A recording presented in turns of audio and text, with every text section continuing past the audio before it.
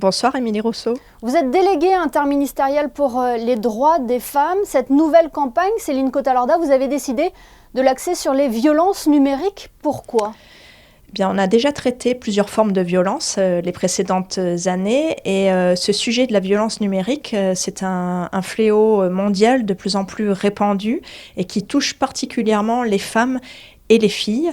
Le Conseil de l'Europe, le groupe d'experts du Grevio, a d'ailleurs fait une recommandation dans ce sens aux États membres, dont Monaco fait partie. Donc, il nous a semblé vraiment important de traiter de cette forme de violence parce que, en plus, c'est pas parce qu'elle se passe en ligne qu'elle n'a pas des répercussions très concrètes dans le monde réel.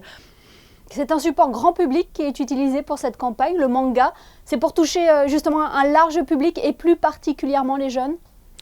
Voilà, comme je vous disais, ça touche ce problème des violences en ligne, touche aussi les jeunes filles et les jeunes de manière générale. Donc on a choisi le manga parce que c'est un support populaire chez les jeunes, chez les ados, qui a aussi une esthétique qui est reconnaissable immédiatement. Et puis c'est vrai que c'est un support assez accessible. Donc on voulait toucher un public le plus large possible, mais avant tout cibler les jeunes. Le numérique a ses inconvénients, mais aussi ses avantages. Je pense notamment à l'application Appel que Monaco a intégrée dernièrement.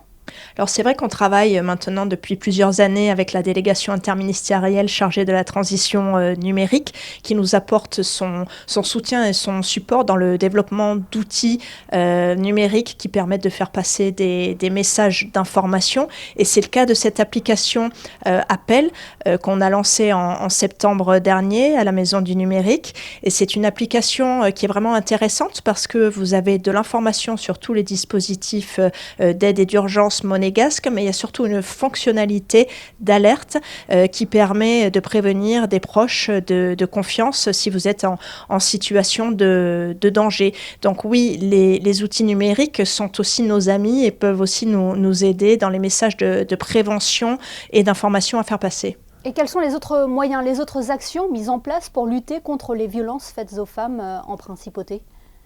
Alors de manière après très concrète, on a un réseau très bien constitué de professionnels monégasques très impliqués sur le terrain, des professionnels des services de l'État au niveau sûreté publique, au niveau des services sociaux, et puis également dans la prise en charge des victimes, le tissu associatif avec l'association d'aide aux victimes d'infractions pénales qui intervient sur le terrain.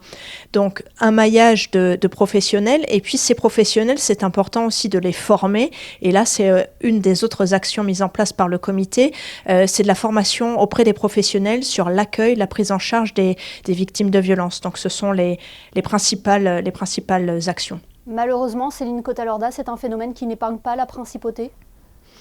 Tout à fait, c'est pour ça que c'est important cette campagne du 25 novembre et chaque année c'est l'occasion de rappeler et de remettre en lumière ce sujet, parfois douloureux, pas facile à évoquer, et aussi de rappeler qu'à Monaco le phénomène existe et on le sait de par l'étude qui est mise en place par l'INSEE maintenant depuis 2019 et qui recense auprès de toutes les entités qui accueillent des victimes le nombre de personnes et de femmes victimes de ces violences. Combien de personnes sont victimes de violences chaque année ? C'était une trentaine l'an dernier.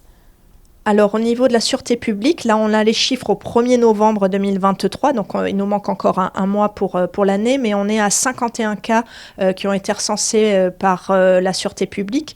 Et ce qui est assez à souligner et assez spécifique, c'est que quasiment 9 fois sur 10, l'auteur se trouve dans l'entourage proche de la victime, et une fois sur deux, au minimum, c'est son conjoint ou son ex-conjoint. Donc ça, c'est quand même à souligner. Et où en est le projet de loi déposé en décembre 2022 sur l'indemnisation des victimes ? C'est un long chemin, hein.